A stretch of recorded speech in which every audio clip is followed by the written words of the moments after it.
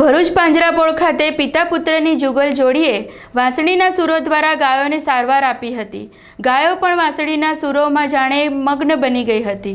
સંગીત એ દરેક જીવનું મન પ્રફુલ્લિત કરે છે અને જે મોટા મોટા તબીબો ન કરે તે જાદુ સંગીત કરી શકે છે તેવા અનેક પુરાવાઓ છે। જ્યારે નડિયાદના પિતા પુત્રની જુગલ જોડી વાંસળીના સૂરો રેલાવી ગાયોની સારવાર કરી રહ્યા છે। નડિયાદ ખાતે રહેતા નરેશભાઈ ઠક્કર અને તેઓનો પુત્ર કરણ છેલ્લા કેટલાય વર્ષોથી સમગ્ર ગુજરાતમાં ગાયોને વાંસળી થકી નિઃશુલ્ક સારવાર આપી સેવા કાર્ય કરી રહ્યા છે।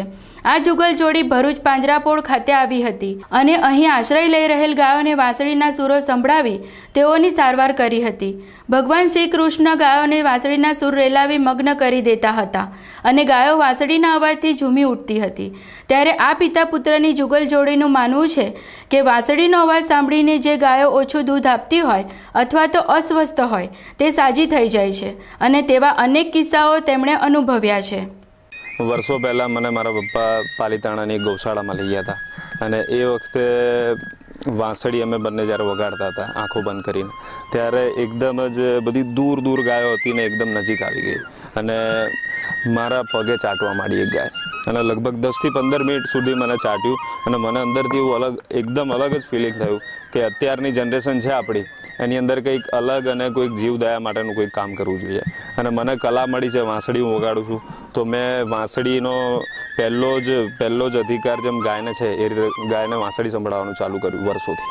હવે વાંસળીના અને ગાયના અલગ અલગ એવા અનુભવ થયા કે વાંસળી વગાડવાથી ગાય સાજી થઈ જાય છે, દૂધ દોઢવું આપે છે।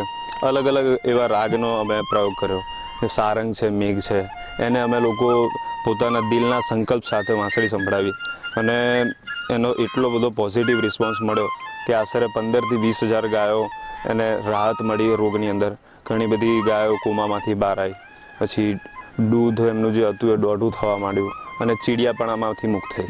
તો આવી રીતે ખૂબ સારા મને અનુભવ થયા છે અને હું પણ દરેક યંગસ્ટર, દરેક આપણા યુવાધનને એક સંદેશો આપું છું કે આપણું આજનું જે સોશિયલ મીડિયાનું આખું જે નેટવર્કિંગ છે, રોજની જે બધી એક્ટિવિટીઝ છે એમાંથી થોડોક ટાઈમ કાઢી અને ગાય માતા કે દરેક જીવ દયા પ્રત્યે થોડું કામ કરીએ। પોતાને વાંસળીથી સારવાર આપવાની અમને પ્રેરણા એક ગોંડલની અંદર અમારો લાઈવ કાર્યક્રમ હતો સંતવાણીનો અને એમાં 4 વાગ્યા સુધી અમારે સંગત કરવાની થઈ વાંસળી પર ભજનોની।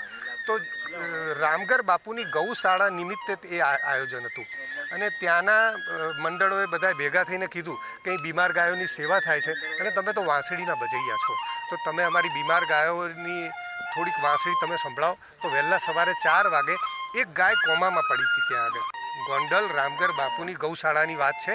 તો ગાય કોમામાં પડી હતી, હાથ એના પગ હલાયા વગર એકદમ નિશ્ચિત અવસ્થામાં હતી અને જોયું તો એ વખતે વૃંદાવની સારંગ રાગ મેં ગાય માતાને સંભળાયો અને જે સેટ પણ હલનચલન નથી કરી રહી એ ઊભા થવા માટે પ્રયત્ન કરવા માંડી, 4 પગ એના હલવા માંડ્યા અને એનામાં ચેતન આવતું હોય ને એવું લાગ્યું।